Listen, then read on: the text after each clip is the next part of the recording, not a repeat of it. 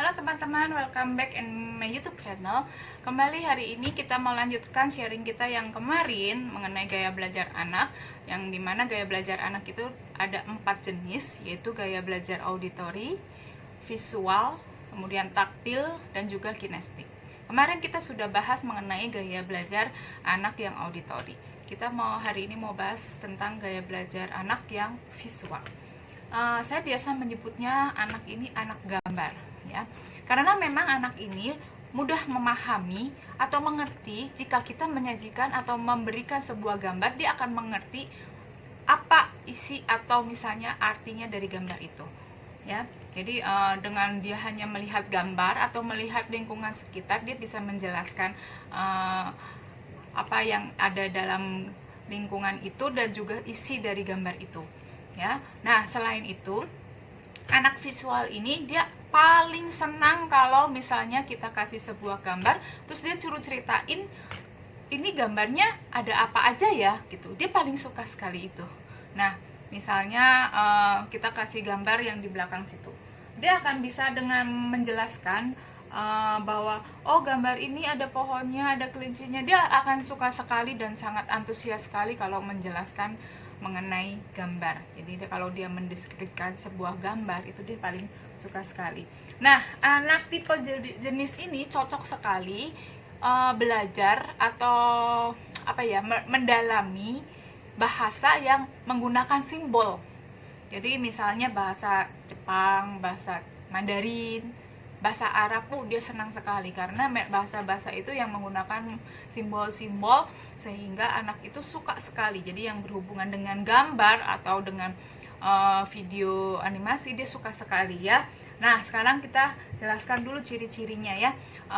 Jadi kita simpulkan dulu ciri-cirinya setelah tadi saya menjelaskan sedikit. Jadi ciri-ciri yang pertama, dia akan mudah terpesona dengan gambar, ilustrasi, tayangan televisi atau video.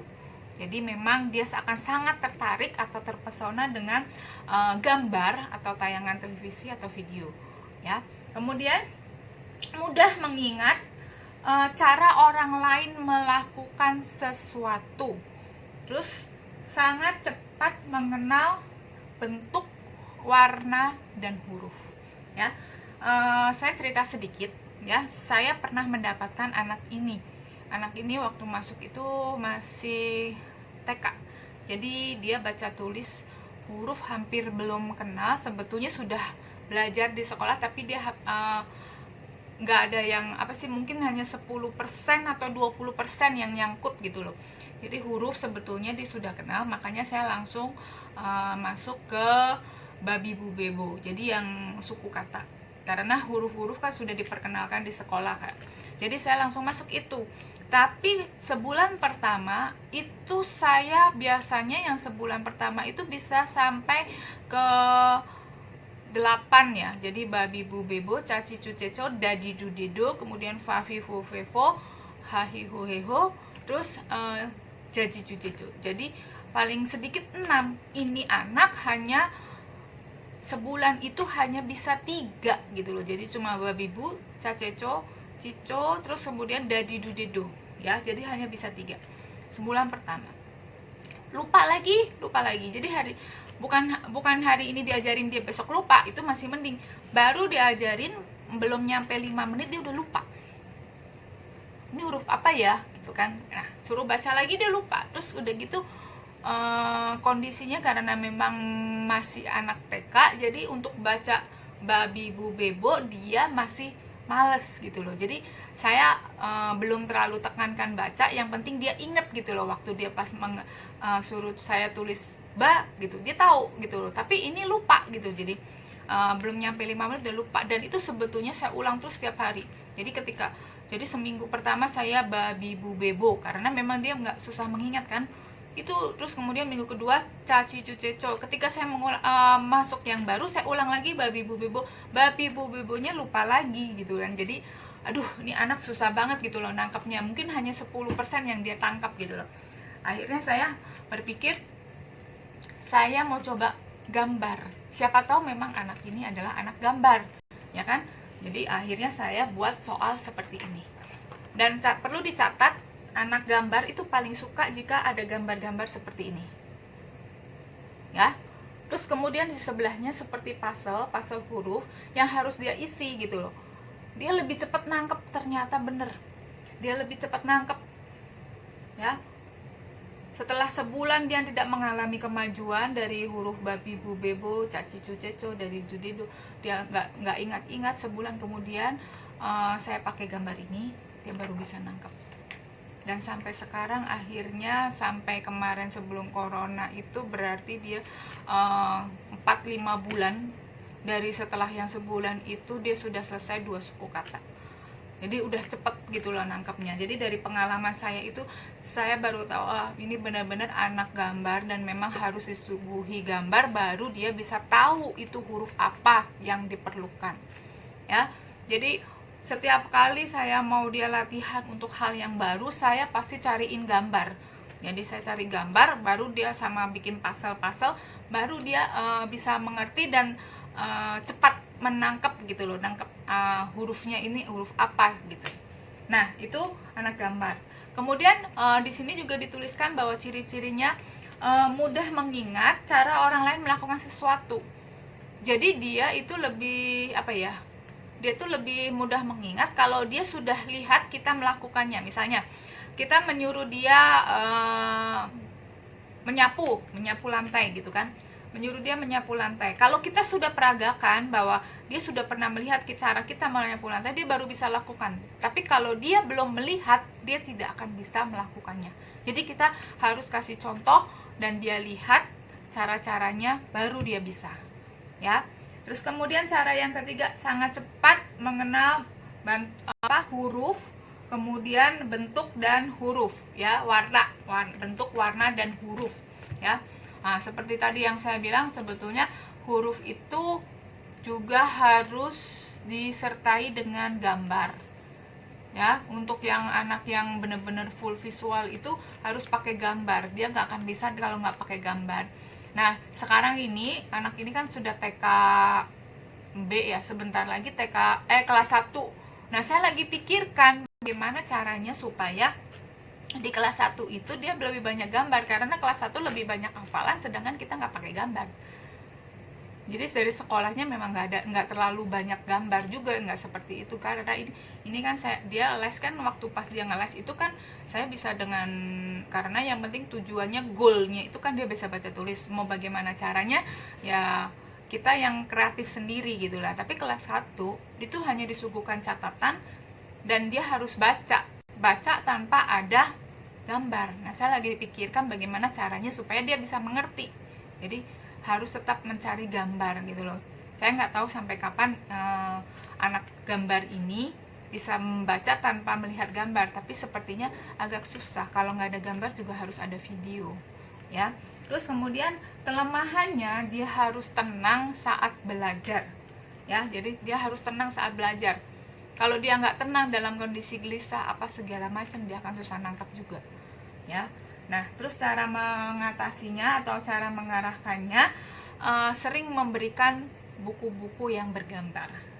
Jadi supaya dia ngerti, supaya dia nangkep, baru dia bisa mengerti dan memahami. Kemudian putar tayangan televisi atau video edukasi, ya. Nah, saya baru ingat, maminya suka cerita, anak gambar ini dia suka banget nonton film kartun, ya. Emang itu ciri-ciri dari anak gambar, dia suka banget nonton film kartun. Dia kalau nonton film kartun itu bisa berjam-jam, malah handphone dia nggak suka, dia hanya suka nonton, ya.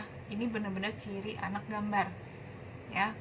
Nah, terus kemudian tunjukkan lewat gerakan ketika mengajari anak tipe ini, ya. Jadi selain dengan gambar, kalau kita tidak punya gambar, kalau kita bisa pakai gerakan, dia juga bisa nangkep gitu. Yang penting dia melihat intinya. Jadi kita mau pakai gerakan apa, misalnya kewajiban seorang siswa, misalnya kan kewajiban utama seorang siswa belajar gitu kan. Nah, kita pakai gerakan nih, ambil buku terus kita begini, ini belajar, kewajiban seorang siswa. Jadi kalau tidak ada gambar bisa pakai gerakan, ya. Jadi dia biar lihat, kalau udah lihat biasanya ngerti. Jadi dia nggak bisa tuh tipe-tipe kayak seperti auditory menghafal yang banyak, yang sekali dengar hafal itu di anak visual ini tidak akan bisa gitu loh. Dia hanya bisa kalau lihat gambar atau lihat sesuatu yang berhubungan dengan yang dia baca gitu. Terus kemudian buat kolase atau puzzle saat mengajarinya yang tadi sudah saya lakukan. Ini sebetulnya bisa dikata ini seperti puzzle huruf ya, karena ini ada yang kosong, ada hurufnya, jadi dia tinggal mengisi-ngisi huruf yang ada, yang kosong-kosong ini. Jadi ini sudah termasuk bentuk puzzle atau apa sih, kayak kolase gitu ya. Jadi dia akan lebih cepat nangkep ini ya. Terus kemudian buat cat atau foto-foto saat mengajari tugas rumah ya. Nanti yang saya bilang, kalau mau ngajarin dia nyapu, kita harus praktekkan dulu baru dia bisa. Kalau mau ngajarin dia makan yang baik, kita harus praktekkan dulu, dia lihat baru dia bisa ya. Itu tipe anak visual ya. Nah, sekian. Kemudian setelah itu puji Tuhan, anak yang gambar ini setelah saya pakai soal-soal seperti ini, emang agak susah dan beribet ketika membuat soal ini, karena memang ada yang susah mencari gambarnya untuk kata-katanya. Jadi emang agak susah, tapi hasilnya cukup memuaskan. Sekarang anak itu sudah lancar baca tulis 2 suku kata, karena memang dia lagi off karena corona. Jadi saya belum bisa menambahkan yang ada belakangnya, ada imbuhannya, saya belum tambahin. Tapi waktu pas off sebelum corona, yaitu bulan Maret atau bulan April ya, saya lupa, Maret deh kalau nggak salah, Maret akhir, itu dia sudah lancar 2 suku kata ya. Jadi puji Tuhannya, walaupun kita bersusah-susah mencarikan gambar, tapi ada hasilnya, dan itu sebetulnya kepuasan seorang guru ya gitu. Jadi anak ya, apa yang dikerjakannya buat anaknya itu berhasil. Nah, saya rasa orang tua juga punya keinginan supaya anaknya bisa belajar dengan baik ya. Kalau memang ada orang tua yang mempunyai anak tipe jenis ini ya, gaya belajar jenis ini, mudah-mudahan bisa dipraktekkan. Dan kalau memang channel ini bermanfaat dan para orang tua merasa terbantu, silahkan like, komen, dan subscribe ya. Bye bye.